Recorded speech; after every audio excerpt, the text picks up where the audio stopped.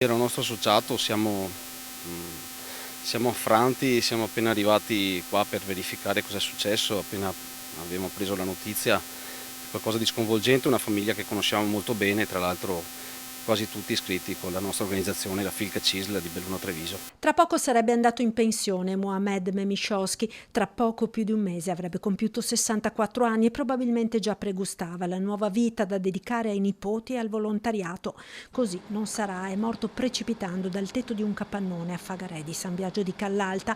Lavoratore esperto, lo descrive chi lo conosceva, iscritto alla Filca CISL come diversi altri suoi parenti impiegati nell'azienda di famiglia, e nello stringersi ai familiari il sindacato esprime grande preoccupazione. Non si può continuare con questa scia di sangue. Quello di oggi è l'ennesimo infortunio mortale sul lavoro che vede come causa una caduta dall'alto, scrive Francesco Ru, segretario della CISL Belluno Treviso. Serve incentivare la formazione in materia e realizzare una vera cultura della sicurezza. È un fenomeno che dobbiamo riuscire ad arginare con controlli, ma anche con la consapevolezza che i controlli non bastano, ci vuole una responsabilità di ognuno di noi che deve denunciare e deve soprattutto autoproteggersi quando lavora. Di bollettino di guerra parla la UIL del Veneto citando i dati dell'INAIL. È tremendo come gli incidenti mortali in Veneto siano triplicati, affermano Roberto Toigo e Gianluca Fraioli. 21 le vittime tra gennaio e marzo 2025 contro i 7 dello stesso periodo del 2024.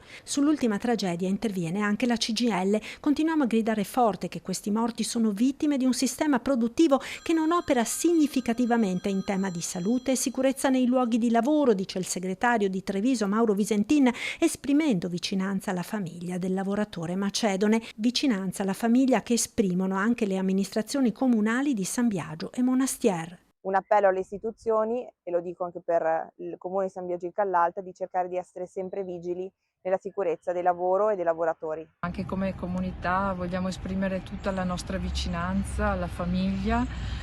Era una persona conosciuta e stimata a Monastier, e l'ennesima tragedia sul lavoro. Davvero dobbiamo considerare di fare qualcosa perché cose del genere non abbiano più a succedere.